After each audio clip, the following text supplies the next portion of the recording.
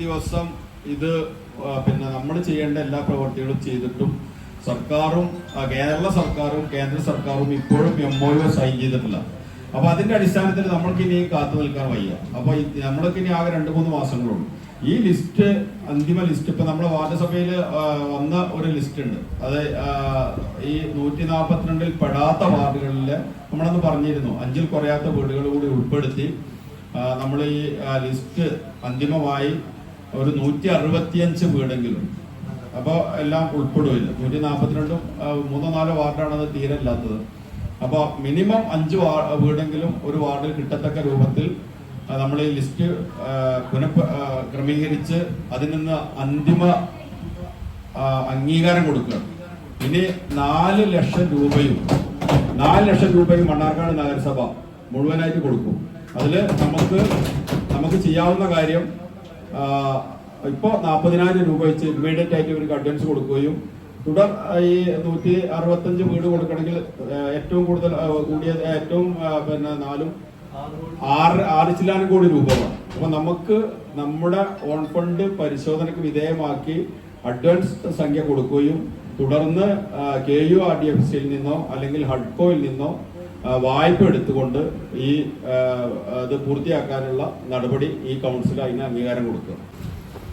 5 വർഷം മുൻപ് തന്നെ നമ്മൾ പറഞ്ഞിരുന്നു, ലൈഫ് പദ്ധതിയിൽ വീടില്ലാത്ത ആളുകൾക്ക് മുഴുവൻ വീട് കൊടുക്കണം എന്ന് പറഞ്ഞിരുന്നു. അത് ഈ 4.5 കൊല്ലമായിട്ടും നടന്നിട്ടില്ല. അതിലുപരി പറയട്ടെ തെരഞ്ഞെടുപ്പ് 3 മാസം കൊള്ളും നമുക്ക് ഇവിടെ ഇറങ്ങാൻ. അപ്പോ ഇപ്പൊ ലൈഫ് പദ്ധതിയിൽ വീട് വെച്ചതിന്റെ വീടിന് പണം കൊടുക്കാൻ തീരുമാനിച്ചത് എന്താണെന്ന് എന്നുള്ളത് നമുക്ക് കൃത്യമായിട്ട് അറിയാം. നമ്മൾ വളരെ കൃത്യമായി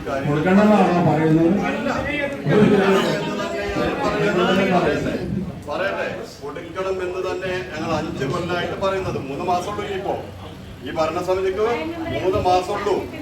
ഇപ്പോഴാണ് ഈ അജണ്ട വെച്ചിട്ടുള്ളത്. അതാണ് ഇപ്പൊ ഈ ലൈഫ് മിഷന്റെ പതി നോക്കിയാൽ എത്ര തവണ കൗൺസിൽ അജണ്ട വെച്ച് നമ്മൾ തീരുമാനിച്ചതാണ്. ഇതേ തീരുമാനം മുമ്പ് സ്റ്റാൻഡിംഗ് കമ്മിറ്റി യോഗങ്ങൾ കൂടിയെടുത്ത തീരുമാനം കൗൺസിലേക്ക് വന്ന് മുഴുവൻ സംഖ്യയും 4 ലക്ഷം രൂപയും നഗരസഭ കൊടുക്കാൻ തയ്യാറാണ് എന്ന് പറഞ്ഞ് തീരുമാനം എടുത്തു പോയി. അത് പ്രകാരം സർക്കാരിലേക്ക് കത്തയച്ച് ജില്ലാ മിഷനിലേക്ക് കത്തയച്ചിട്ട് ഈ നിമിഷം വരെ ഒരു മറുപടി കിട്ടിയിട്ടില്ല. ഇപ്പൊ നടക്കാൻ ഏകദേശം ഐക്യകണ്ഠനെ വീണ്ടും ഇവിടെ തീരുമാനം എടുത്തപ്പോ രാഷ്ട്രീയ പ്രേരിതം എന്ന് ഉദ്ദേശിച്ച വാക്ക് സത്യത്തിൽ ഇവരാണ് ചെയ്യുന്നത്. ഈ ലൈഫ് പദ്ധതി നടക്കിലാക്കിയതെന്ന് ഏറ്റവും ഉദ്ദേശിക്കുന്ന ആളാണ് ഇവര്. നമ്മളെല്ലാവരും 142 ലിസ്റ്റ് ആയപ്പോ ചില ആളുകൾക്ക് മാത്രമേ കൊടുക്കാൻ പറ്റൂ എന്ന് പറഞ്ഞു. ബാക്കി ആളുകൾക്ക് കൂടി കൊടുക്കണമെന്ന് ചെയർമാൻ പറഞ്ഞു. ഇവിടെ ഒരു കാര്യം കൂടി ഉണ്ടായി.